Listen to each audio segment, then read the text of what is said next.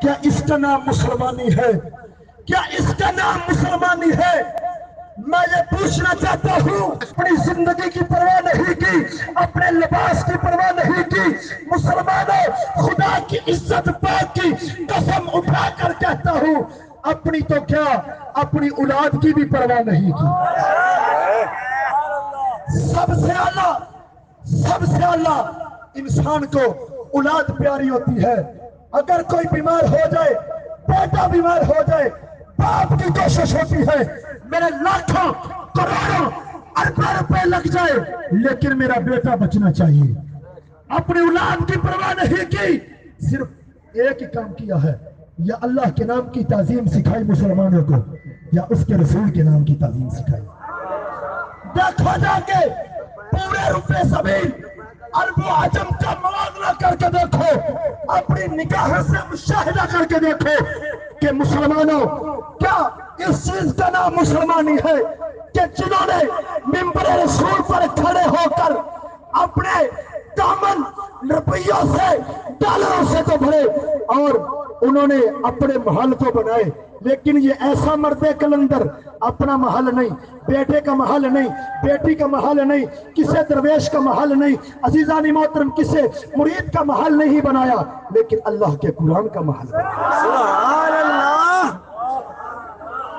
اس لیے اقبال نے کہا تھا جو نا خوب بتدریج وہی خوب ہوا کہ غلامی میں بدل جاتا ہے قوموں کا ضمیر۔ اللہ ضمیر بدل گئے جدو اے غلام خواجہ دے غلام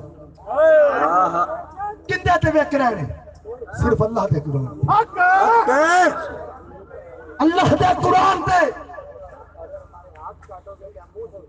اے ہے کہ غلامی میں بدل جاتا ہے قوموں کا ضمیر۔ اسی بات پہ اختتام کرتا ہوں اور نعرے کی گونج میں استاد محترم کے حوالے میں کرتا ہوں۔ نعرہ تکبیر، نعرہ تکبیر۔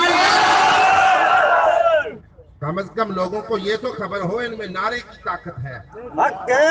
اگلا مرحلہ تو بعد میں ہے، پہلے للکار ہی ہوا کرتی ہے۔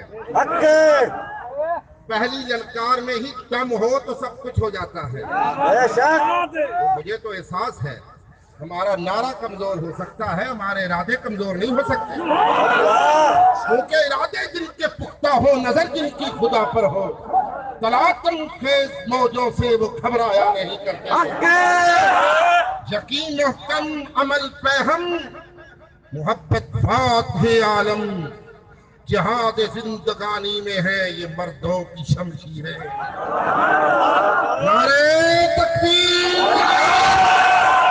نعرہ رسالت، نعرہ رسالت، نعرہ تحقیق، علماء اہل سنت، حضرت علامہ عظیم البرکت فقیہ اعظم مجاہد ملت مفتی فضل احمد چشتی صاحب، امام اہل